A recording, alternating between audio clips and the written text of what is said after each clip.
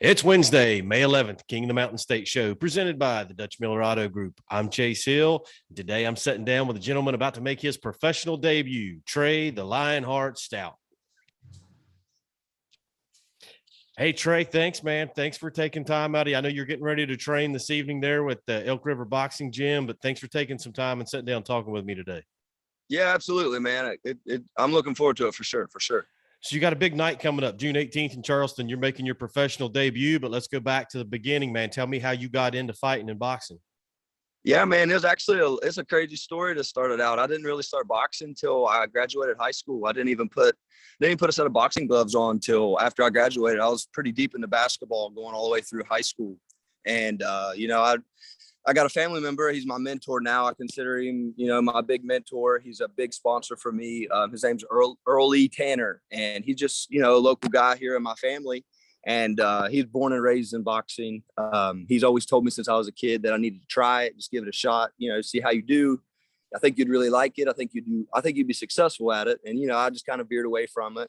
I was really into basketball and stuff as a kid. And, I was a really small guy, and I was really timid. So I really didn't think boxing was the right route for me. But, when I graduated high school, he finally convinced me, just come down and hit the heavy bag one evening. And, we watched a couple fights there that afternoon, and we went out to the garage, and, immediately as soon as I put those gloves on, I'm like, man, this is something that, this is awesome. This is something I really love. Like, I automatically fell in love with it right out of the gate.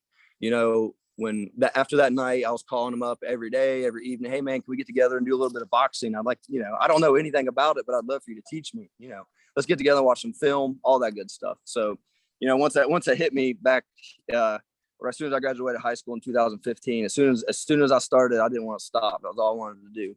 But anyway, I got on that, and I entered Rough and Rowdy. He got me signed up for Rough and Rowdy back in 2015 summer, late fall, something like that. And I decided to do it. Of course, I didn't know a whole lot of what I was doing, and I went in there. I lost. I got my nose broke, but it was a good time. I felt like this is what I want to pursue, though. And losing, I wasn't a big fan of losing. So we got straight back to the gym, and it didn't seem like much longer after that. One of my friends, Tyler Cottrell, he fought under Coach Dwayne Chapman. Coach Dwayne Chapman's out of Glenville, of course. And one of my friends, Tyler Cottrell, went to school together. He's like, hey man, I heard you was into boxing. Won't you shoot let me shoot Coach Chapman a message and see if you'd be interested in maybe boxing there. Cause I know you don't have a gym. You just kind of do everything, out of the backyard. So Tyler, messaged Coach Chapman, and I went down and visited Coach Chapman, and we hit it off right then and there. I wanted to go to school anyway. I was wanting to go to school there anyway. We hit it off really good. Me and Coach Chapman hit it off great after a couple practices together. And we just kind of excelled from there. We went and won the Gary Toney tournament here, USA Boxing, the national tournament here in Charleston in 2018. And like I said, we just kind of started growing from there. I was with Coach Chapman for a year and a half, and I didn't go back to school. I felt like I was wanting to pursue a job career outside of school. And of course, Coach Chapman was like, man, you probably see, you still need to be fighting. I was like, I have full intentions to, but my new job isn't in your area. He's like, well, he said, Coach Rob is out of Elk River. He's 25 minutes from Charleston. He would be, if you're still interested in boxing, that would be the place to go. And of course, I ate it up. I got a hold of Coach Rob, and me and Coach Rob since then we've been best buddies. We trained together. We're together every day. And Coach Rob is Rob Fletcher there at the Elk River Boxing Gym, correct? Yes, sir. He's the head coach here at Elk River Boxing Club. Coach Rob Fletcher. He's been coaching here for years and years. I've known him. I've always heard his name, always heard the best and the most great things about him. But now, all these good things I hear about him now, I got an opportunity to fight under him. So I thought that was just the most exciting thing ever. I was like, that would be, thank you, Coach Chapman, for, get a hold of Coach Rob for me. I think Coach Rob is a great coach for sure. Yeah, I've known Rob Fletcher a long time. Good person to have around. Awesome Absolutely. coach, awesome person. You got lucky with that one. Now Absolutely. you ran up a good record though, man. You ended up being like 11-3 in the real sanctioned USA boxing type stuff. I mean, 11-3 in that type of fighting is a good record. Yes, sir, man. It was great. we ran it up. We lost our first fight in the USA boxing at we fought at 165 in USA boxing, and I just was not strong enough. I just felt I was outranged. They were stronger than me. Coach Chapman was like, let's drop down to 152, see if we get how we do there. And we got to 152, and we've lost 2 fights since 152. And I feel like that was the right move to make. And I still fight at that weight here for Coach Rob, and I feel like that was the right move because I'm the longer, taller guy at this point at that weight. So after we found our comfortable weight class, we really started running up our record through, of course, hard training, of course, and my sparring partners.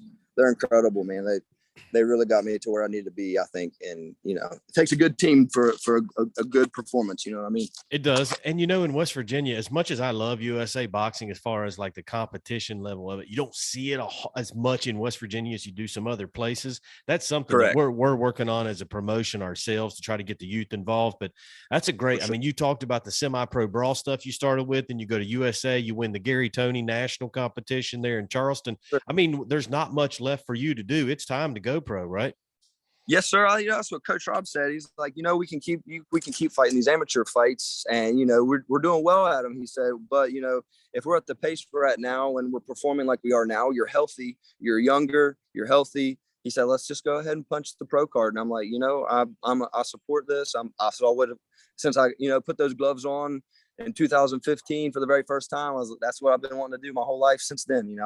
I'm not one of those guys who was raised in the gym at 5 years old coming up, and that wasn't me. But now that I have this goal at starting at 18 years old, I feel really good about making this move this early. You know what I mean? Like it's an early move for some. But, I'm really happy that we got to make this move now. It makes me feel confident that, we're on the right path. You know what I mean? And you're in a good position, man. Like I talked with Rob for a long time. Like he's always kind of hinted at you here lately, especially the last 6 months or so about it. And then all of a sudden our promotion ends up in Charleston, and he gets and it's a no brainer for us. And what a great, you're 20 training 20, 25 minutes away from the Charleston Coliseum Convention Center there. And I'm sure you're going to get a lot of support when it comes fight night. I think so too, man. That has really gotten me through a lot. It seems like, when you get down and out and you're getting tired in the gym and you're training and stuff, these constant reps and, getting the opportunity, the motivation I have to fight in front of a home crowd for my pro debut. That not very many people are blessed enough to have an opportunity like that, and I'm going to really take that opportunity to run with it, man. I really want to show everybody that I want everybody who comes to support me to know what they're supporting, and just show them I'm working hard to represent my hometown, and 25 minutes from Charleston, you can't ask for anything better. And for them to get to see the fruits of your labor. People don't see boxing practice. They don't see training like you do necessarily basketball, baseball, football kind of thing. Like it's kind of fun to practice baseball or basketball. It's not necessarily fun to practice boxing, like you're in there getting hit. So all that time and stuff you put in, you get to make a pro debut close to home, which is awesome. So what are we thinking? 154 pounds? Is that what you're looking to be as a pro? We're walking around, my conditioning coach, he just started really, like when we talked recently, he was like, all right, it's time to really crack down, man. Let's crack down on training. Let's crack down on practices. And it seemed like as soon as we started cracking down, this weight started falling off me like crazy. I'm walking around at 155, 156 right now. So I would not care to fight at 154 or 147 even. We're healthily losing weight, and we're looking forward to fighting at either of those weight classes. Honestly, I've never been to 147, but I'm not afraid to get there. I feel like I could get there comfortably without being, unhealthy. Well, and as a professional, you're going to have the chance to weigh in the night before and put some weight back on. So being able to cut down to 147 is a lot easier than showing up at a USA boxing tournament and having to weigh in an hour and a half later fighting. So that'll help you. It would be nice to see where you do land. Because you got, for that weight class, you got a pretty big frame. You're going to be able to be you won't be a small guy at 147. That's for sure. I'm about 6'1", 6'2", so 147. If I can get there comfortably, man, I'd be really happy with the range that I'll have at that weight, man. Yeah. So, hey, we're lucky to have you. I have been talking to Rob for a long time about this. He's super excited. I've known him since like 2010, and we've had a lot of Oh, wow. fighters together that he trained and I managed, John Blaze, different guys like that. But he really holds you in high regards. He thinks he's got something there with you. So I know he's really pushing you. For sure. That means a lot. Tell me who else is helping. I know that behind every fighter, there's family, there's friends, there's support, there's sponsors. Give me some shout outs and stuff of who's helped you get to this point. Right, for sure. So, like I said, my mentor, I consider him my mentor. If it wasn't for him, I wouldn't even put the gloves on. His name's Earl Tanner. He's got his own small town business here. It's a painting business, ET Painting, and he started from scratch and built it up. And he's kind of what he did with me.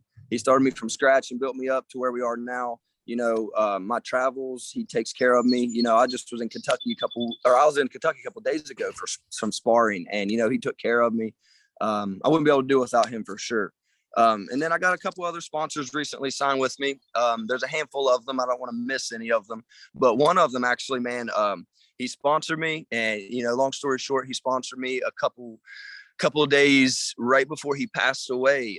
He's actually he works for the fire department, and he jumped into the water to save a vehicle. A lady jumped in, crashed her vehicle into the river, and he jumped in. He was the first on site. He jumped in to try to save her. They both lost their lives, unfortunately, but he was one of my good friends we went to high school with. He's an incredible guy, man.